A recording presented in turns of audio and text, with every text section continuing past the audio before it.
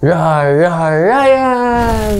Ito na kaya ang magiging car buying scam modus itong 2025 na pwede natin lahat pag-aralan para matutunan iwasan? Normally, pag bagong taon, puro celebration yan pagdating sa car news. Maglalabasan ng mga top 10 best-selling cars, top 10 best-selling car brands, at kung ano-anong mga achievement na nagawa ng mga car brands dito sa Pilipinas. Pero, kakatapos pa lang ng January, may disaster na kagad para sa automotive industry kasi may ganitong pangyayari second month in ng 2025. Maraming nag-request na i-cover ko daw itong car buying scam. Mapa YouTube, Facebook at TikTok may nag-message para dito. Well, request granted. Pag-usapan natin ang nabisto ni Idol. Basically, ito ang magiging reference video natin. Video ni Raffy Tulfo in action. Kung hindi nyo pa napapanood to, ito ang summary o gist ng pangyayari minus the drama. Customer, Villalin Lim, bumili ng kotse in cash. Yung kotse, Ford Everest Sport 2023 mula sa Ford Manila Bay, operated by Matterhorn Motor Inc. Ahente, Erica Laurente. Malinaw pa dito, di ba? Very straightforward pa, wala pang complications. Pasok, new entity, Jonathan Coral, isang pulis na sa kanya pala tunay nakapangalan ang sasakyan. Ito na ang plot twist. Yung pala, ang kotse na minamaneho ni Villalin Lim na akala niya ay binili niya ng cash ay naka-loan pala sa PS Bank. At ang loan ay nakapangalan kay Jonathan Coral. Hindi sila magkakilala. At kung paano to nangyari, base sa kwento ni Villalin, si Erica, yung ahente na may asawang pulis, may kilala pang ibang pulis na ang pangalan ay Kalapit. Close daw si Erica at si Kalapit. At si Kalapit naman ang nag-connect kay Erica at kay Jonathan Coral. Nabigyan si Jonathan Coral ng 40,000 pesos para pumasok sa transaksyon na to. Hashtag, alam mo ba, ang tawag sa ganitong klaseng transaksyon ay loan accommodation or benta approval na kung saan ginagawa kapag hindi maaprubahan ang isang tao ng kanyang loan.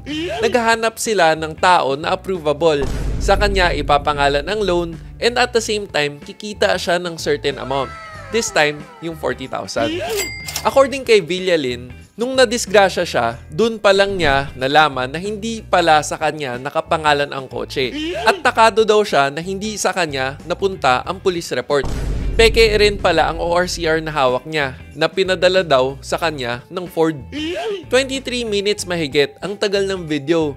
Tinawagan ni Idol ang kanyang chief of staff, tinanong kung bakit nangyayari ito, paano kumikita sa ganitong modus, anong pwedeng gawin para masolusyonan, isang colonel para imbestigahan at si Coral para sa ibang detalye. Nung pinanood ko to, ang daming red flags. Gusto mo ba malaman ano ang anggulo na nakita ko? Abangan mo sa next video. Pero bago yan, sagutin muna natin ang tanong nung nag-PM. Paano malalaman if legit ang docs? Kagulong mo, men!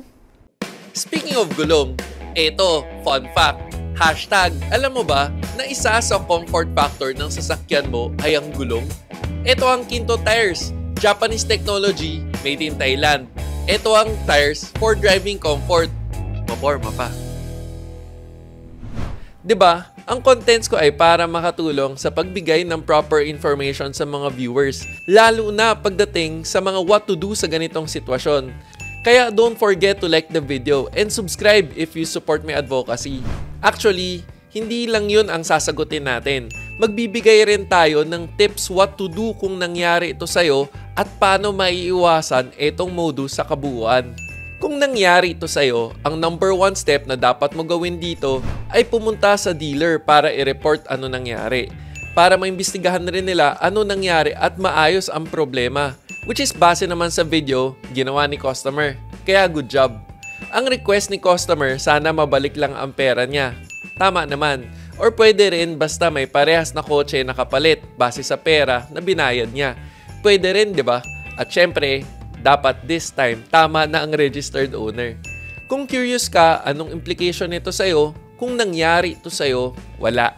Kung titingnan natin to on a wider perspective, para ka lang gumamit ng kotse na hindi sa'yo. Parang libre pa nga ang paggamit kasi ang pera mo nasa dealer pa rin.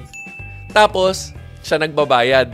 At kung may dumating para hatakin to, soli mo lang, wag mo angkinin. Hindi ka mafa-flag if ever man mag-loan ka in the future kasi hindi ikaw ang principal or co-maker ng auto loan. Kaya ang tip ko dito, magbayad sa cashier ng dealer mismo para sure na ang pera mo ay nasa dealer talaga. Malamang nasa isip mo ngayon, paano kung hindi na aksidente? Sooner or later, ganun rin.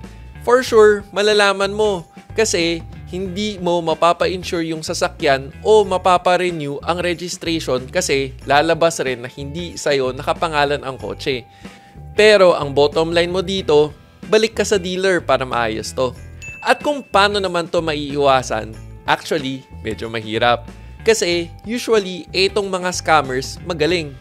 Kasi, syempre, dapat magaling sila para makalusot sila, 'di ba? Isipin mo nga, peke na ORCR na gawa, mapapaniwala ka nga naman kung hindi ka marunong tumingin. So, anong pwede mong gawin? Ito, medyo tricky. Kasi, para mabigay mo tong tips, kailangan bihasa ka sa proseso ng pagbili ng brand new na sasakyan para mabigay ang kaalaman na to. Kaya kung isa ka sa bibili pa lang ng brand new na sasakyan, sakto talaga tong video na to para sa'yo. Kasi malabo ka ng maisahan dahil alam mo na. Hashtag, alam mo ba na may battery palang Hitachi na ang pangalan na ngayon ay Toflong Battery? Tapos, ang slogan ng Toflong ay the heart of the vehicle. Kaya dapat, literal na tough na at long-lasting ang battery nila. Mga Japanese talaga, masyadong literal. At ito rin ay ginagamit na OEM battery ng mga Japanese car brands. JDM, number 1. Kapag bibili ka ng brand new na sasakyan, number 1, please make sure na original ang mga documents na pipirmahan mo. Ang basic na dapat meron ka as a car buyer ay yung vehicle sales invoice, vehicle delivery note at yung resibo na original at computerized. At para malaman kung original yung signatures ng documents. Normally, dumadaan yan sa madaming tao sa iba't ibang departments bago ma-release ang sasakyan. Kaya madaming nakapirma dyan. Minsan, may stamps pa nga. Kasi, ultimo ang dealer maingat sa pag-release. At ang resibo, dapat computerized din. Kasi sa paraan na to, sure na nakatag sa'yo yung pera na pinasok mo.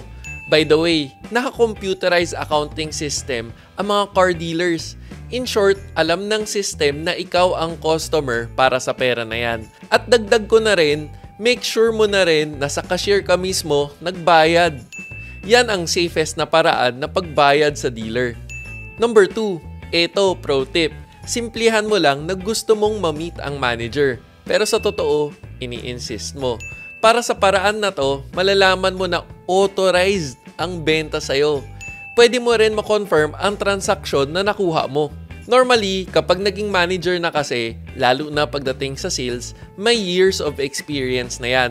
At madami nang pinagdaanan na pwedeng maging patunay na mapagkakatiwalaan at hindi na nila ilalagay ang sarili nila sa kasiraan. At last but not least, ito naman baka hindi pa alam ng karamihan. Number 3, bago nagtapos ang 2023, fully implemented na ang LTMS. Ito yung portal ng LTO na kung saan pwede mong ma-access ang mga details ng sasakyan mo bilang owner. At requirement na may LTMS account ka sa LTO. Dito pinapadala ang e-copy ng documents na magmumula sa LTO. At lahat ng proseso ng pagbili ng brand new na sasakyan, meron form na fini-fill upan para dito. Medyo parang simple lang, 'di ba? Pero at least ngayon, alam mo na ano ang signs o pwedeng gawin para maiwasan ang modus na ginawa. Meron ka rin bang naisip na tips para maiwasan ang ganitong modus? Gusto ko mabasa ang tips mo sa comment section. At gusto mo ba malaman ano ang anggulong nakita ko? Hanapin mo tong next video. Kung nakadagdag info tong episode na to sa'yo, please don't forget to like the video. At kung hindi ka pa nakasubscribe, baka naman para updated ka sa mga relevant car-related videos. Sana nakatulong. O teka, pag may nakalimutan man ako, comment down below. This is me, Real Ryan, bringing you real talk, real experiences, and real reviews. Don't forget to subscribe, like, and click the notification bell. Thank you for watching. Peace.